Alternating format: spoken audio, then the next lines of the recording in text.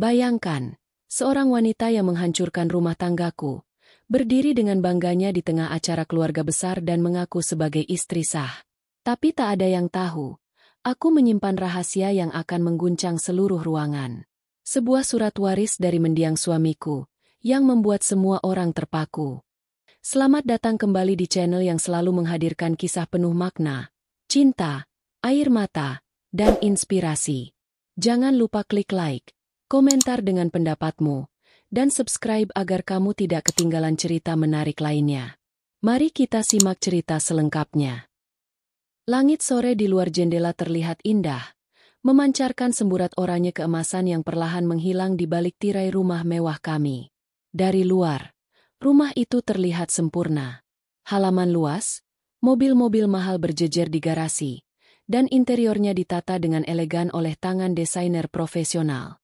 Tapi tak ada satupun dari semua itu yang bisa menghangatkan hatiku yang lama beku dalam kesepian. Aku adalah istri sah dari seorang pria yang sukses dan terpandang. Seorang pengusaha yang namanya sering disebut-sebut dalam seminar bisnis dan artikel berita. Banyak yang mengira aku wanita beruntung, hidup di dalam kemewahan yang diimpikan banyak orang. Tapi kenyataannya, aku justru tenggelam dalam kehampaan yang tak bisa dilihat siapapun.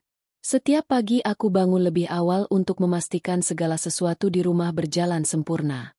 Makanan, pakaian, dan seluruh agenda rumah tangga tertata rapi. Tapi kehadiranku seperti tidak terlihat. Ia jarang menyapa, tak lagi menoleh ketika aku berbicara. Dulu, kami sering tertawa bersama di meja makan, membicarakan rencana liburan atau sekadar saling bertukar cerita. Kini, yang ada hanya sunyi yang memekakan telinga. Aku mulai merasa seperti bayangan di rumahku sendiri. Setiap langkahku terasa sepi. Setiap usaha menjaga kehangatan keluarga hanya berakhir pada dinginnya sikap seorang suami yang hatinya telah berpaling entah kemana. Tidak ada pertengkaran besar, tidak ada kata perpisahan, hanya jarak yang tumbuh begitu cepat di antara kami. Aku sering mencoba menyibukkan diri, mengurus yayasan sosial, ikut dalam kegiatan komunitas perempuan, dan kadang menulis jurnal harian untuk menuangkan isi hati. Tapi sesibuk apapun aku berusaha, malam tetap datang dengan kekosongan yang sama. Ranjang kami terasa terlalu luas. Bantal di sisiku tak lagi dipeluknya. Bahkan aroma tubuhnya perlahan hilang dari sprei dan selimut kami. Yang paling menyakitkan bukanlah sikap dinginnya, tapi tatapan orang-orang di sekitarku. Mereka tahu, tapi memilih diam. Mereka melihat bagaimana aku masih berusaha tersenyum di setiap acara keluarga. Padahal di dalam hati, aku nyaris runtuh. Aku seperti aktor dalam panggung besar, memerankan peran seorang istri bahagia yang hanya hidup dalam naskah palsu. Hari-hari terus berlalu. Suamiku semakin sering pergi. Alasan bisnis selalu menjadi tameng yang ia gunakan untuk menutupi jarak yang sengaja ia ciptakan. Ada rasa curiga. Tapi aku mencoba menahan diri. Aku menolak menjadi wanita yang cemburu tanpa alasan. Tapi naluri seorang istri tak pernah salah. Aku tahu ada yang berubah.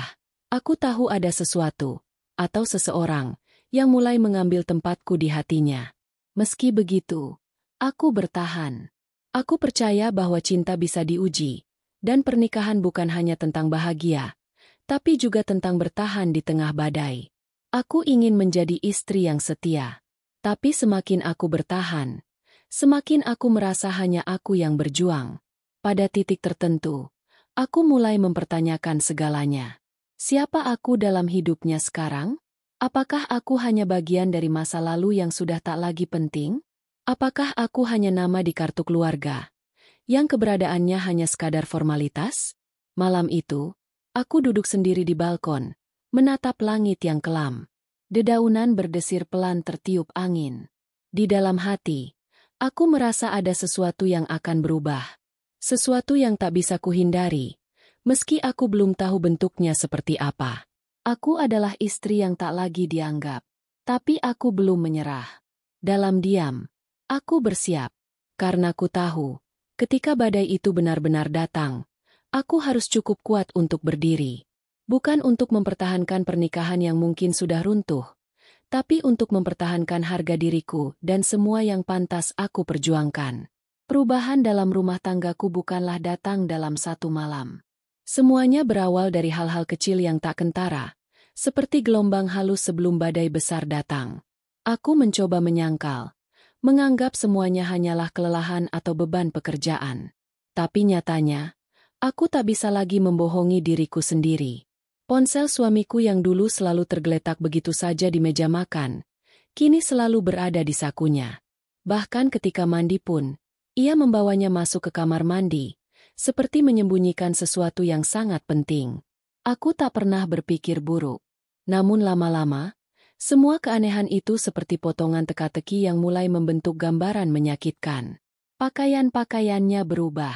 Ia mulai mengenakan parfum yang sebelumnya tidak pernah ia sukai. Memilih kemeja yang lebih mencolok.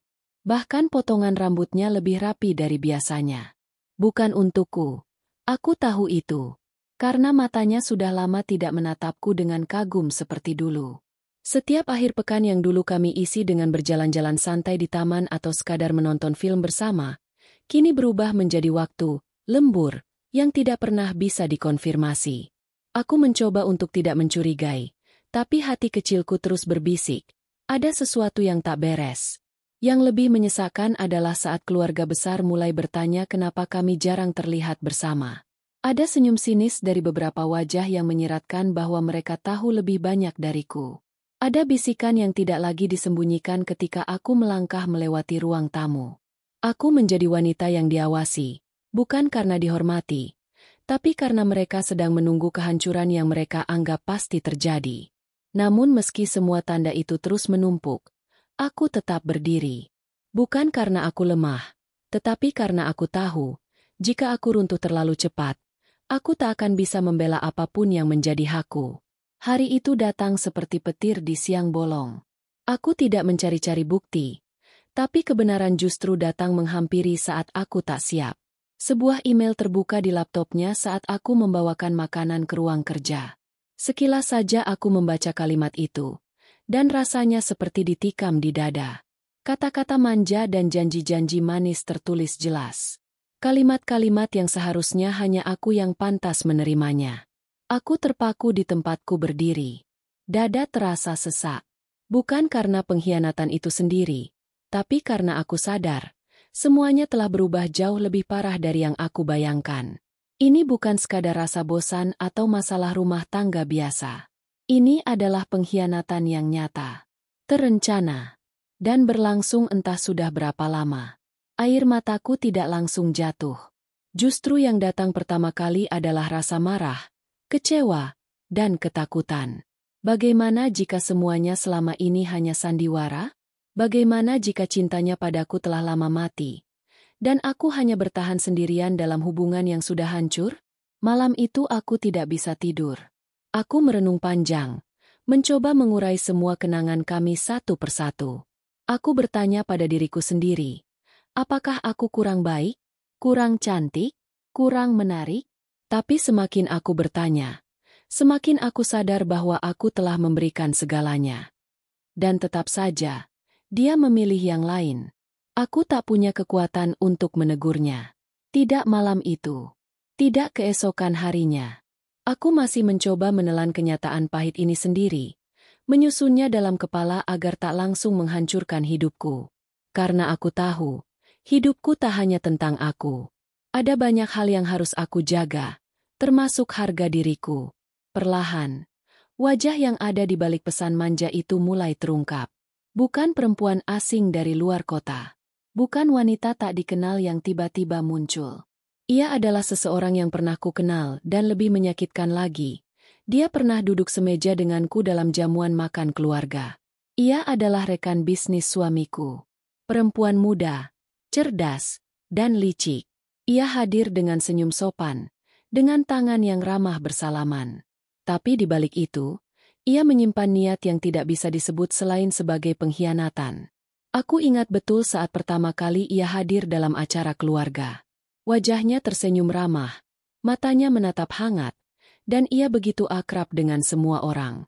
Aku bahkan pernah merasa bersyukur suamiku punya kolega yang menyenangkan seperti dia. Tapi ternyata, itu hanya topeng. Lama-kelamaan, Ia mulai sering muncul. Bahkan lebih sering daripada saudara sendiri. Ia tahu bagaimana mencuri perhatian, tahu kapan harus muncul, dan kapan harus menghilang. Semua gerak-geriknya menunjukkan bahwa ia tidak sekadar hadir sebagai rekan kerja. Yang paling menyesakan, beberapa orang di keluarga suamiku tampak menyukainya. Mereka mulai membandingkan, mulai bertanya hal-hal yang menyudutkanku, seolah aku sudah tak lagi cukup untuk mendampingi pria sepertinya. Namun, aku tetap diam. Aku tidak ingin berteriak, tidak ingin memohon pengakuan. Aku menyimpan semuanya, menelan semuanya sendirian. Aku tahu, jika aku bicara saat itu, mereka hanya akan menganggapku cemburu. Dan yang lebih buruk, mereka akan membelanya. Hari demi hari berlalu, dan aku merasa semakin tak terlihat.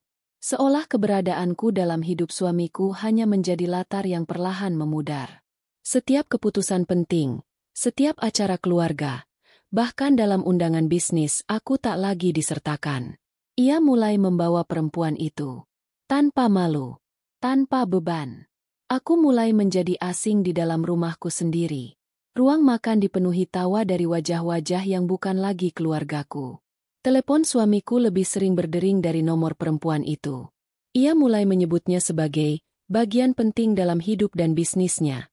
Sebuah kalimat yang jelas menyisihkan aku dari peran istri yang seharusnya aku pegang. Beberapa orang dalam keluarga mulai berpihak padanya.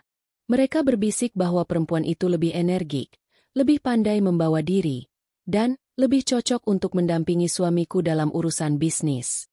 Aku hanya bisa menunduk, menahan hati yang terus terluka. Bukan hanya oleh suamiku, tapi oleh orang-orang yang dulu memanggilku bagian dari keluarga. Aku tahu, posisiku perlahan dilucuti. Tidak secara terang-terangan, tapi dengan perlakuan yang dingin dan menjauh. Aku bukan hanya ditinggalkan oleh pria yang dulu kucintai, tapi juga oleh dunia yang pernah menyambutku dengan tangan terbuka. Namun dalam keheningan itu, aku mulai menguat. Luka ini memang dalam, tapi tak akan membunuhku. Aku mulai menyusun rencana dalam diam. Karena aku sadar, jika mereka bisa mengabaikanku begitu mudah, maka aku akan menunjukkan bahwa aku lebih dari sekadar wanita yang ditinggalkan. Aku akan kembali, tapi tidak dengan air mata. Aku akan kembali dengan kebenaran yang tak bisa mereka tolak. Hari itu datang juga. Pesta keluarga besar yang katanya akan jadi ajang unjuk kekuatan dari pihak suamiku dan perempuan itu. Mereka ingin menunjukkan bahwa mereka adalah pasangan yang sah, berkuasa, dan tak tergantikan. Undangan disebar luas, keluarga besar dikumpulkan, dan tentu saja, mereka tak menyangka aku akan hadir. Aku datang bukan untuk mencari perhatian. Aku datang karena ada satu hal yang harus mereka dengar langsung dariku. Aku mengenakan pakaian sederhana namun elegan, menandakan bahwa aku datang bukan untuk menunjukkan kemewahan, tapi untuk membawa kebenaran. Saat aku melangkah masuk ke ruangan pesta yang penuh sorotan, suara musik seolah meredup. Mata-mata tertuju padaku. Beberapa orang langsung berbisik-bisik, sebagian lain terdiam, tak percaya aku benar-benar hadir. Dan di tengah ruangan, mereka berdiri, suamiku dan wanita itu, saling menggenggam tangan dengan bangga. Tak ada satupun kata yang keluar dari mulutku. Aku hanya melangkah mantap ke arah meja utama, membawa satu amplop berisi lembaran hukum yang akan mengubah segalanya. Surat waris. Dokumen asli yang membuktikan bahwa aku adalah istri sah, pewaris tunggal dari harta dan kekuasaan yang mereka coba rebut. Sorot mata berubah. Dari angkuh menjadi bingung, dari percaya diri menjadi panik. Aku berdiri tenang, menyerahkan dokumen itu kepada pengacara keluarga yang hadir sebagai saksi. Tidak ada yang bisa dibantah. Semua telah tercatat sah di mata hukum dan Tuhan. Suasana pesta berubah menjadi sunyi. Wajah wanita itu memucat, dan suamiku tak sanggup menatapku. Mereka tak pernah menyangka bahwa aku memiliki keberanian sebesar ini. Apalagi datang membawa kebenaran yang menghancurkan semua mimpi mereka. Aku tak butuh sorakan atau pembelaan. Diamku sudah cukup untuk menyuarakan semuanya. Setelah surat itu dibuka dan dibacakan, suasana menjadi kacau. Pesta yang direncanakan dengan angkuh berubah menjadi ajang terbukanya semua kebusukan yang selama ini disembunyikan. Beberapa tamu mulai meninggalkan tempat. Tak tahan dengan suasana tegang yang mendadak muncul. Aku tetap berdiri tenang. Bukan karena tidak merasakan apapun, tapi karena aku sudah siap dengan semua kemungkinan. Aku tahu akan ada reaksi, akan ada penolakan, bahkan mungkin akan ada amarah yang diarahkan padaku. Tapi aku tak peduli. Selama ini mereka membangun kebohongan di atas luka yang mereka torehkan di hatiku. Kini, kebohongan itu tak lagi bisa berdiri. Satu demi satu bukti lain muncul. Rekaman percakapan, tangkapan layar, hingga pengakuan beberapa orang yang dulu diam karena takut. Semuanya keluar tanpa aku minta. Tuhan seolah membukakan jalan. Aku hanya perlu berdiri dan membiarkan kebenaran bekerja. Keluarga yang dulu memandangku rendah mulai menunduk malu. Mereka menyadari bahwa mereka telah salah menilai. Mereka telah membela yang salah dan menyakiti yang tak bersalah. Aku tidak pernah berharap semua orang akan kembali membelaku. Tapi aku bersyukur, karena pada akhirnya, kebohongan tak bisa terus disembunyikan. Aku berdiri di tengah keruntuhan itu, bukan untuk menghancurkan, tapi untuk menunjukkan bahwa kebenaran punya cara sendiri untuk keluar dari persembunyian. Hari-hari setelah kejadian itu menjadi titik balik dalam hidupku. Orang-orang yang dulu mencibir mulai mengulurkan tangan. Mereka tak lagi melihatku sebagai perempuan yang ditinggalkan, tapi sebagai sosok kuat yang mampu bangkit tanpa membalas dengan kekerasan. Media mulai menyorot kisahku. Bukan karena sensasi, tapi karena kekuatan dan keteguhan yang kuperlihatkan. Aku bukan lagi bayangan dari pria yang meninggalkanku. Kini aku adalah pribadi dengan suara, dengan keberanian yang nyata. Keluarga suamiku mulai kehilangan kepercayaan dari jaringan bisnis dan sosial mereka.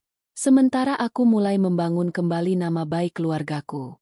Aku menghubungkan kembali relasi yang dulu sempat retak karena fitnah dan pengkhianatan. Dan perlahan, dukungan mulai mengalir dari berbagai arah. Aku mulai dipercaya memegang amanah besar. Dalam yayasan peninggalan mertuaku, aku diangkat sebagai pemimpin utama, sesuai wasiat yang asli. Banyak yang terkejut, tapi itu memang hakku. Hak yang selama ini coba mereka rampas. Dengan posisi itu, aku tak menggunakan kekuasaan untuk balas dendam. Aku memperbaiki yang rusak, membenahi yang salah, dan mengangkat yang tertindas. Aku ingin membuktikan bahwa perempuan bisa memimpin dengan bijak, tanpa harus menghancurkan.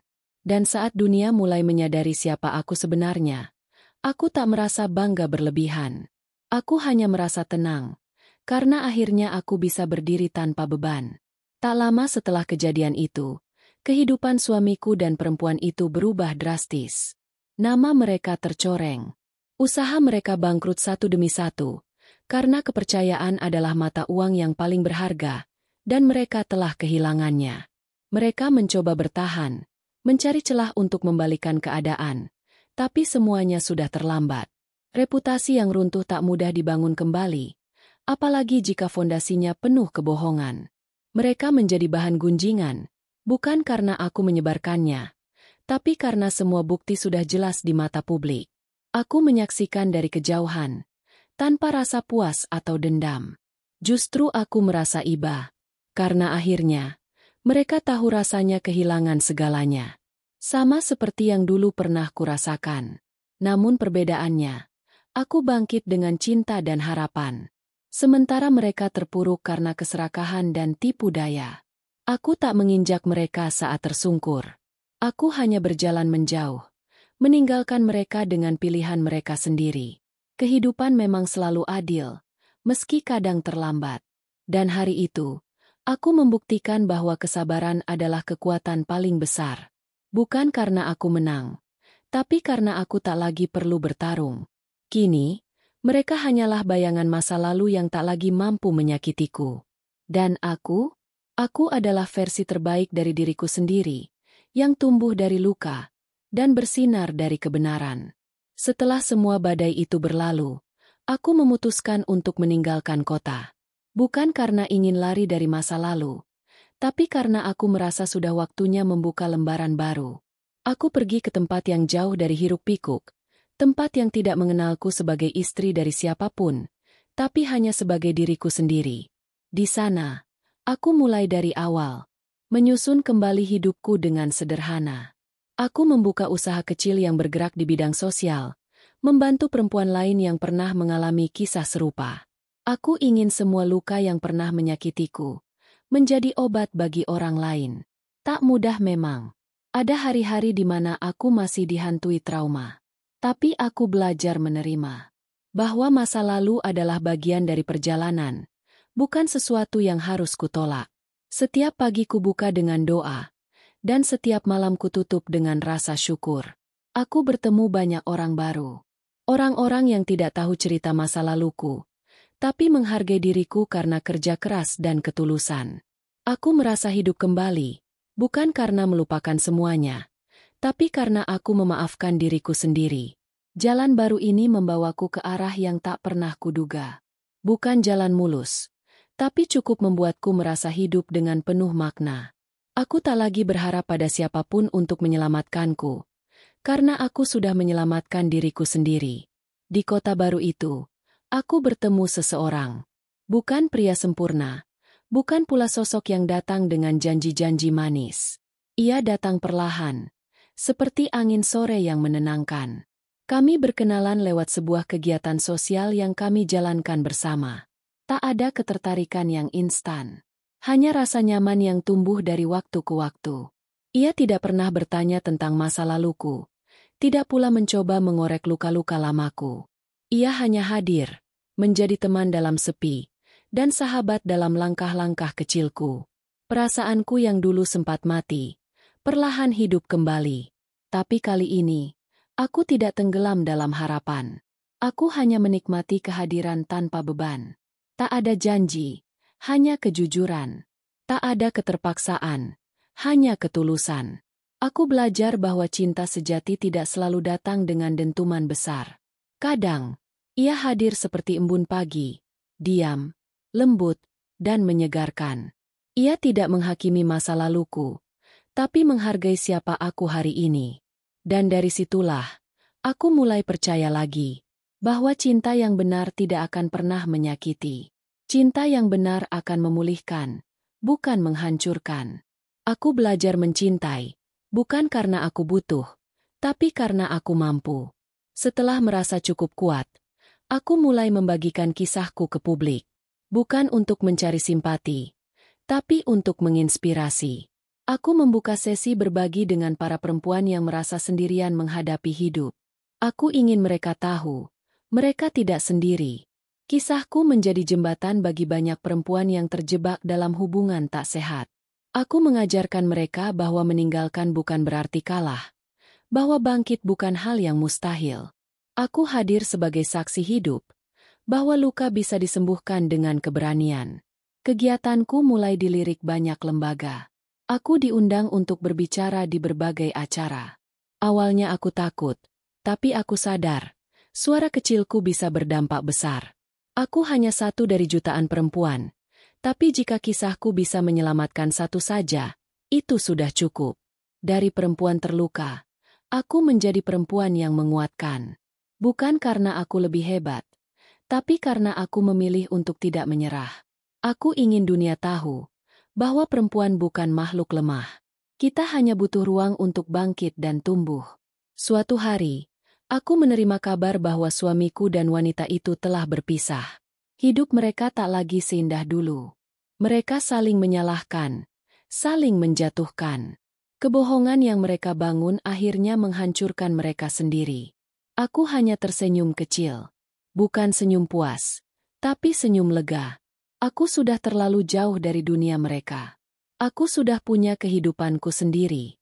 Aku bahkan nyaris lupa bagaimana rasanya marah kepada mereka. Yang dulu menyakitiku, kini tidak lagi punya kuasa. Aku telah melepaskan semuanya. Aku tidak ingin lagi hidup dalam bayang-bayang masa lalu. Aku ingin masa depanku ditentukan oleh kebahagiaan, bukan dendam. Mereka datang mencoba meminta maaf. Tapi aku tidak membukakan pintu, bukan karena dendam, tapi karena aku sudah memaafkan tanpa perlu bertemu. Tidak semua luka butuh konfrontasi untuk sembuh. Ada luka yang cukup disembuhkan dengan ketulusan hati sendiri. Dan saat aku menatap masa depan, aku tahu satu hal. Masa lalu tidak lagi mendefinisikan siapa aku. Aku adalah siapa yang aku pilih untuk jadi hari ini. Hari-hariku kini diisi dengan hal-hal sederhana namun penuh makna. Aku bangun pagi dengan senyum, menyapa dunia dengan hati yang ringan. Aku bekerja, membantu, mencipta, dan terus belajar. Aku tidak lagi mengejar pengakuan, tidak pula ingin menunjukkan apa-apa. Aku hanya ingin hidup dengan jujur dan bahagia. Aku ingin setiap langkahku bermanfaat, setiap ucapanku menguatkan, dan setiap keputusanku menginspirasi. Kehidupan yang dulu kuanggap telah hancur, kini menjadi pondasi dari hidup yang baru. Aku mencintai versi diriku hari ini. Versi yang lebih lembut, lebih bijak, dan lebih kuat dari sebelumnya. Cinta juga hadir di sisiku.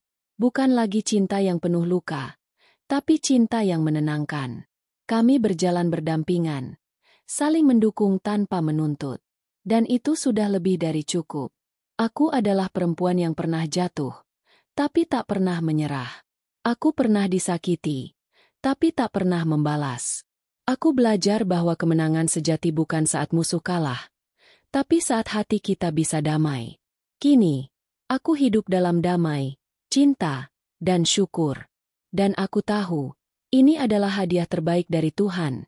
Setelah semua air mata, akhirnya aku pantas mendapatkan bahagia.